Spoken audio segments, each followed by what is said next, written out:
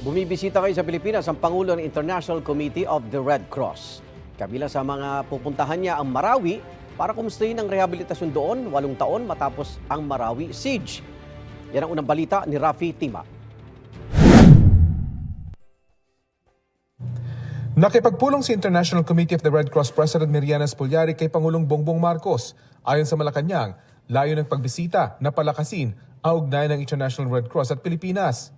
Ito ay sa gitna ng kabi-kabilang gyera sa iba't ibang panig ng mundo at tensyon sa West Philippine Sea. I fear that they are forgetting the lessons of history, especially now. We live in a decade of war, and the intensity we see on the ground is unprecedented in many ways. Binuo ang ICRC para tumulong sa mga biktima ng gyera at karahasan at tiyaking nasusunod ang mga batas ng digmaan na pirmado ng lahat ng bansa sa mundo. Ito ang tumitiyak na makatao pa rin ng pagtrato sa lahat kahit pa ng mga bansang magkakalaban. The problem is it's not happening consistently, and states are not always complying. Malaki ang hamon pa ang kinukulang na pondo ng mga international humanitarian organizations na nagbabantay sa mga pagsunod sa mga patakarang yan. Gayon din ang disinformation.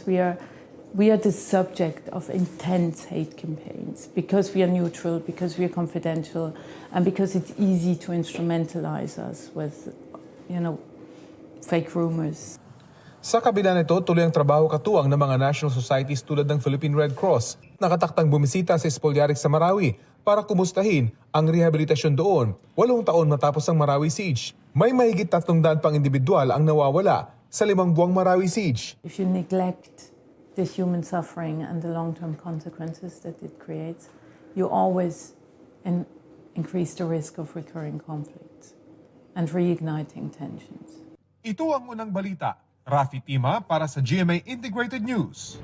Igan, mauna ka sa mga balita, mag-subscribe na sa GMA Integrated News sa YouTube para sa iba't ibang ulat sa ating bansa.